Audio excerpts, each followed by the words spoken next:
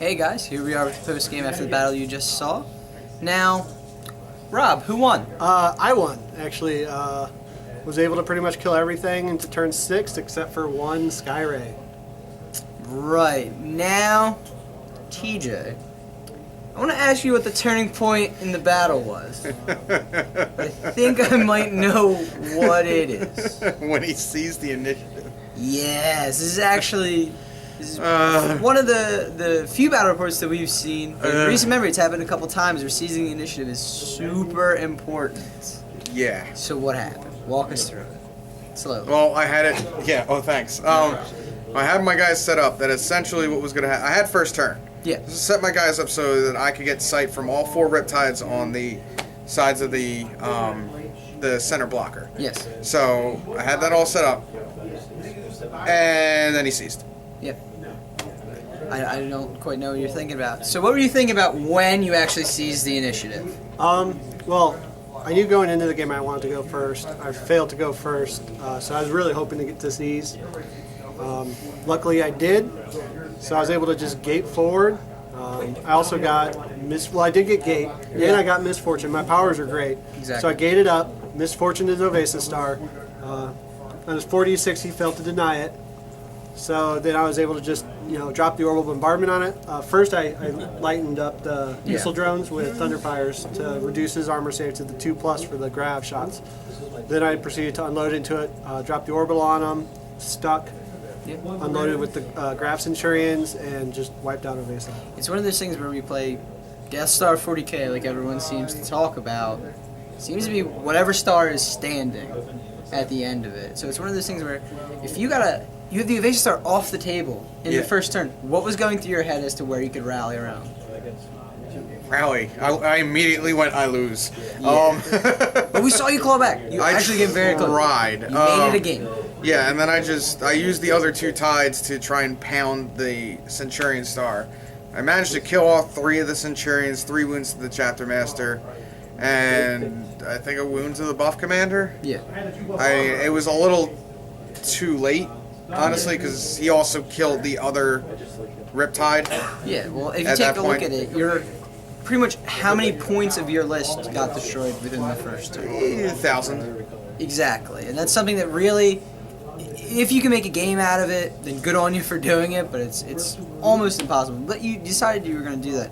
I saw what you did. You tried to take a lot of your troops and just kind of contest the objectives, try and get some points, something like that. What were you thinking as far as when you had that big turn where a bunch of suits came in, you had 4 suits come in, and then you had the crew come in and stuff as well, like in later turns.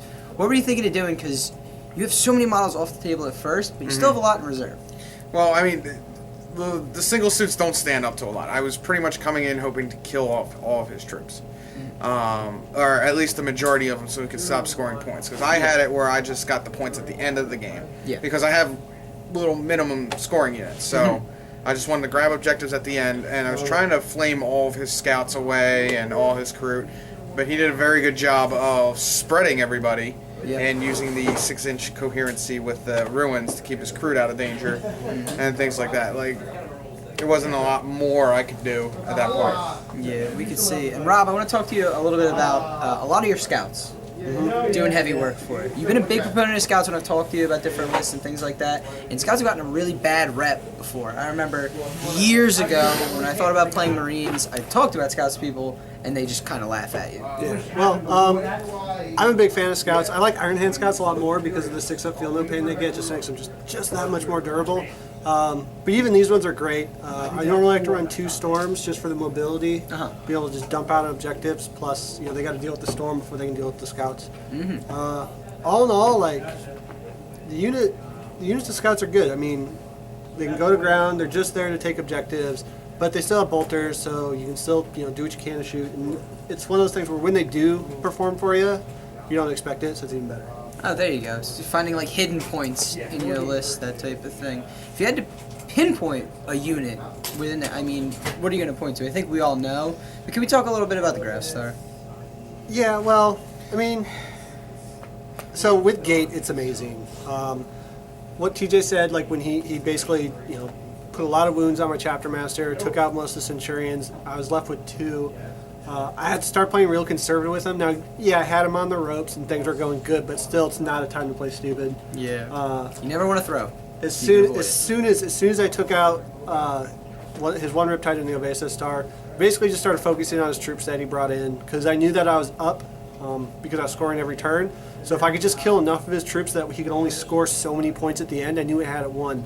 And it literally came down, I think it was turn 4, that all I had to do was kill like 2 of his troop units because he'd only have 2 left and I had 7 points at that point.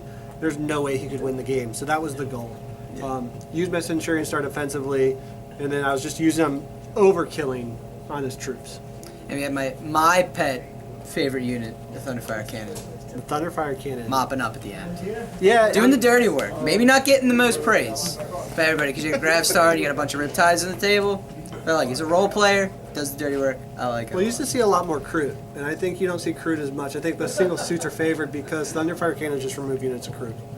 It just happens. So. Yeah, we've talked about the anti-infantry meta, especially with the new guard tanks and stuff. Being able to drop templates on infantry is huge, and something a lot of people are looking to do now. So, TJ, if you could do something other than getting the initiative seized on you differently, is there anything you would have done differently? Or was it just one of those things where you didn't really get to play your full game? It's more that I didn't really get to play the full game there. I just, the star went down. Yeah. So I didn't really have much to really come back with aside from the other 2 tides. Once he killed the third tide, and the other tide got locked up in combat with scouts for like 3 turns? 5 rounds of combat. 2 turns. Like 5 rounds of combat. Yeah. There wasn't much I could do. But we got to see, I mean, even without almost 1,000 points to the army, you're still mopping up troops left and right. The only thing being, Rob already has the points from the way that he chose to play his mission. Yeah, I didn't have enough guys sitting there. I didn't have enough damage output to kill off all of his troops left. So exactly. Something happens. Unfortunately, sometimes these freak occurrences happen. He could have not rolled gate, could have not seized. You could have had all your guys. You could have killed his guys. It's the sort of thing that could happen. Now, as you take a look in the meta right now, how do you see Ovesa? Is it just going to be a stalwart throughout the meta? Do you expect to see it at every single tournament you go to? I mean, as far as GTs, I mean, even going out to Adepticon and going to like Delaware and other GTs, I usually don't see it a lot. I know there's 4 people I normally see with it if we go out to a major GT. It's myself, Jesse, Cook, and then another one, Brad Voorhees. He's another one I see a lot. But other than that, I think we went to Adepticon. I think aside from the 3 of us who had an Ovesa-Star, there was maybe another 2, 3 out of like a 256 person tournament. Yeah. I mean, it's extremely powerful. Even with Cent Stars running around, if you can play it correctly and you don't get seized on, it has very few bad matchups. And even its bad matchup in Centurion-Star normally isn't too bad. You're able to play around. Right, you can play around it.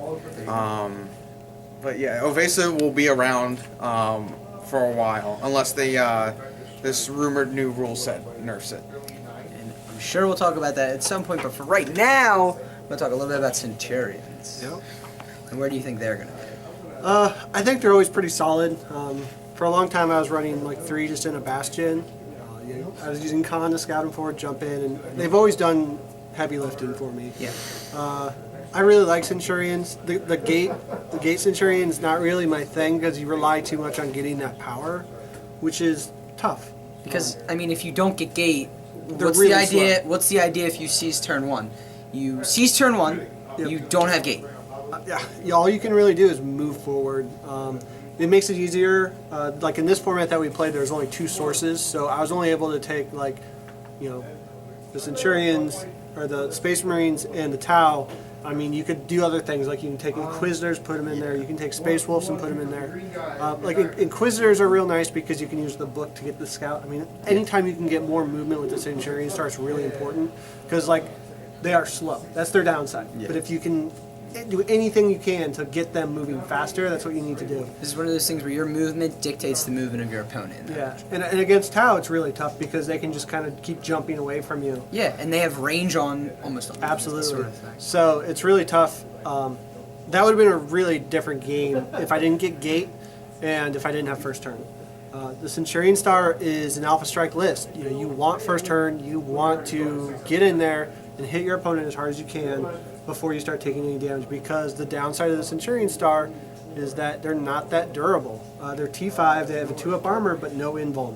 One of the nice things is trying to get forewarning for the 4-up. So that way you Another can- thing that you can try to do is take a Sky Shield landing pad.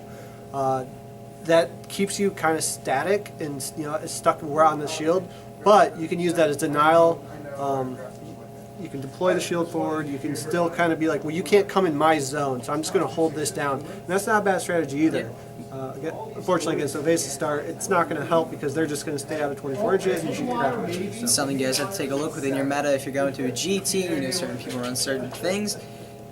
Not always a bad idea to take a look at your list and go, well, I know this guy runs this, and he's really good, so I might need to add a couple points into something, a little bit of a specialty. And there's something where you talked about, when you get the opportunity to punch your opponent in the mouth, You got to take it with the Centurion-Star. I mean, it's built to Alpha Strike. If you're not Alpha Striking with it, you're probably going to have a bad time. yeah, you're probably doing it wrong. Which we don't want you guys to do, we want you guys to learn. So, as you guys can see, we have a good battle here. Now, if there's anything you guys want to see, any armies you guys want to request, anything like that, just comment below. And until next time, see you guys on the battlefield. All right, guys.